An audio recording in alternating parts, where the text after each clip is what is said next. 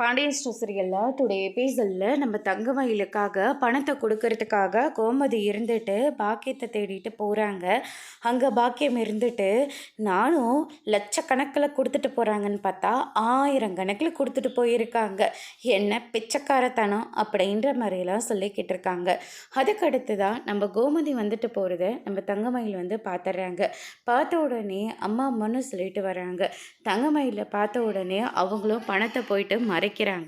மறைச்ச உடனே வந்து பார்த்தீங்கன்னா எதுக்காக அத்தை வந்துட்டு போகிறாங்க அப்படின்னு சொல்லிட்டு கேட்கவும், அதுக்கு அடுத்ததான் அவங்க வீட்டு வாரிசு மேலே அவங்களுக்கு ரொம்ப பாசம் அதிகமாக, அதனால் பணத்தை கொடுத்துட்டு போகிறாங்க அப்படின்ற மாதிரி சொல்லிடுறாங்க.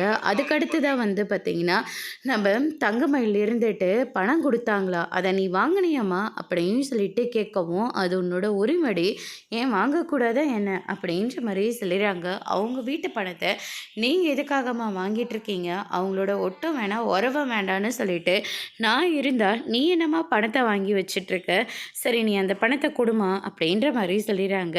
எதுக்கு தங்கமயில், நான் இந்த பணத்தை பத்திரமா வச்சுக்கிறேன்டி, உனக்கு எப்போ தேவையோ அந்த பணத்தை நான் கொடுக்குறேன், இதெல்லாம் பத்தாதிரி, நமக்கு கோர்ட்டு மூலயமா எவ்வளோ வாங்க முடியுமோ அவ்வளோத்தையும் நம்ம வாங்கிக்கலாம், இப்போதைக்கு இந்த பணத்தை வச்சு நம்ம அட்ஜஸ்ட் பண்ணிக்கலாண்டி அப்படின்ற மாதிரி சொல்லிடுறாங்க.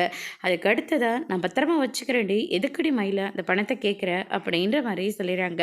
முதல்ல நீ அந்த பணத்தை கொடு அப்படின்னு சொல்லிட்டு அந்த பணத்தை வாங்கிக்கிறாங்க. கோவத்தில் போகிற வழியில் அது குப்பைத்தொட்டியில் அது போட்டுட்டு போகிறடி, குடிடி நான் பத்திரமா வச்சுக்கிறேன்னு சொல்கிறாங்க. ஆனால் தங்கமயில் வந்து கொடுக்காம அந்த பணத்தை வாங்கிட்டு நேராக நம்ம கோமதியை தேடிட்டு அவங்களோட வீட்டுக்கே போகிறாங்க. அதுக்கடுத்து தான் வந்து பார்த்திங்கன்னா இந்த சைடு, அம்மா நீ இல்லாமல் அரசியோட சமையலை சாப்பிட்டு சாப்பிட்டு நாக்கெல்லாம் செத்த போச்சம்மா, அப்போதாம்மா என் நாக்குக்கு உசிரே வந்திருக்க அப்படின்ற மாதிரி சொல்லிட்டு இருக்காரு.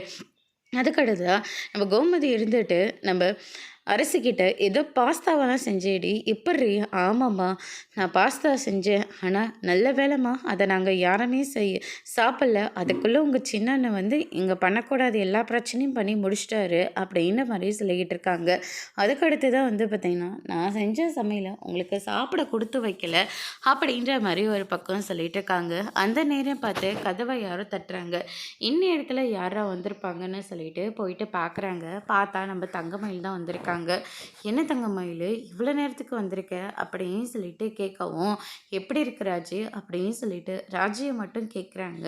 அதுக்கடுத்து தான் வந்து பார்த்திங்கன்னா அக்கா உள்ளே வாங்க, பரவாயில்ல இருக்கட்டும் ராஜி அப்படின்னு சொல்லிட்டு வெளியே வந்து நிற்கிறாங்க. வீட்டுக்கு வந்துருந்தீங்களா, அம்மா சொன்னாங்க, கூடவே இந்த பணத்தையும் கொடுத்தீங்களா, இந்த பணம் எனக்கு தேவையில்லை, இது உனக்கு கொடுக்கவில்லை, எங்கள் வீட்டு வாரிசுக்காக கொடுத்தோம் தெரியும் அத்தை, அதனால் இந்த பணம் எனக்கு வேண்டாம், என் குழந்தைய எப்படி பார்த்துக்கணும்னு எனக்கு நல்லாவே தெரியும், அதனால் இந்த பணம் எனக்கு வேண்டாம், கொடுத்ததுக்காக என் மேலே அக்கறைப்பட்டதுக்காக என் குழந்தை மேலே அக்கறைப்பட்டதுக்காக ரொம்ப நன்றி அப்படின்னு சொல்லிட்டு பணத்தை ரிட்டர்ன் பண்ணிவிட்டு அங்கேருந்து கிளம்பிடுறாங்க.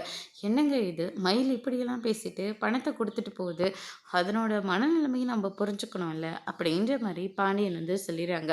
நான் தான் பணத்தை கொடுக்க வேண்டாம்னு சொன்னால அதையும் மீறி நீங்கள் எதுக்காக பணத்தை கொடுத்தீங்க, பெரிய இவ மாதிரி வந்து பேசிட்டு போகிறா, நான் பேசினா ஏதாவது பிரச்சனை வந்துடுமோ என்னவோ நினச்சிக்கிட்டு தான் நான் இப்போ பேசவே வரல, வாயை மூடிட்டு அமைதியாக இருந்தேன், இப்போ எப்படி இருந்தியோ அப்படியே இருந்து கூட அதுதான் உனக்கும் நல்லது அப்படின்ற மாதிரி நம்ம பாண்டியன் ஒரு பக்கம் சொல்லி விட்டுறாரு.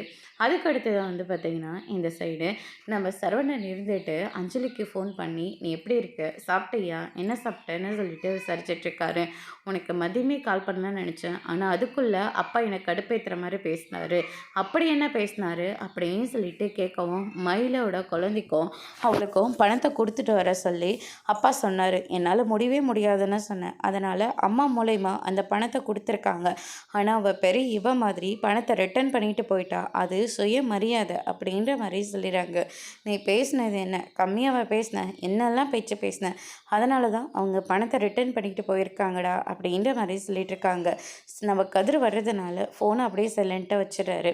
அதுக்கடுத்து தான் வந்து பார்த்திங்கன்னா இந்த சைடு நம்ம கதிர் இருந்துட்டு அதுவும் அவங்க சொல்லிட்டு போனதும் எனக்கு ரொம்ப கஷ்டமாக தானே இருக்கு, ஆனால் நீ குழந்தையும் அவங்களையும் ஒரு எட்டு பார்த்துருக்கணுமோன்னு மனசு கடந்து அடிச்சுக்குது அப்படின்ற மாதிரி சொல்லிடுறாங்க.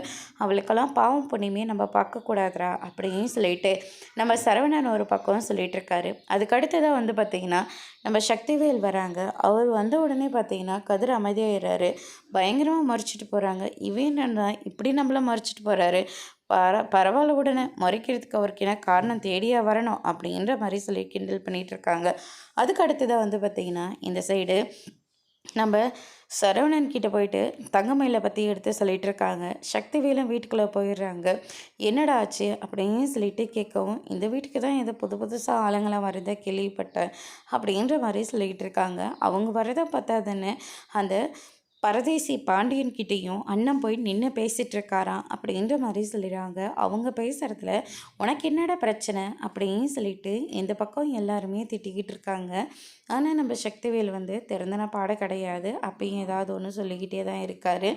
அதுக்கடுத்து தான் நம்ம முத்துவேல் இருந்துட்டு நீ கோவப்படுறதுல அர்த்தம் சுத்தமாக இல்லை, 30 வருஷத்துக்கு முன்னாடி நடந்ததெல்லாம் இது வரைக்கும் நினச்சிட்டு இருந்தேன், என்னடா அர்த்தம் அப்படின்ற மாதிரிலாம் சொல்லிக்கிட்டு இருக்காங்க. அதுக்கடுத்து தான் அவன் உடம்பு சரியில்லாமல் இருக்கான், இப்போ கூட அவங்ககிட்ட ஏதாவது நீ ஒன்று கேட்டுக்கிட்டே இருக்கணும், பேசிக்கிட்டே இருக்கணுமா, பேசாமல் எந்திரிச்சு போடா அப்படின்ற மாதிரி திட்டி விட்டுறாங்க. அதனால் நம்ம சக்திவேலும் அங்கேருந்து போயிடுறாங்க. அதுக்கடுத்து தான் நம்ம சுகன்யாவும் அவங்களோட கடமைக்காக அவங்களும் ஒரு பக்கம் சண்டையை மூட்டி விட்டுட்டு இருக்காங்க. அதோடு இன்றைக்கான எபிசோட் முடிச்சிருக்காங்க. இனி பாண்டியன் ஸ்டோர் சீரியலில் அடுத்தடுத்து என்னெல்லாம் நடக்க போகுதுன்றதை வெயிட் பண்ணி பார்க்கலாம்.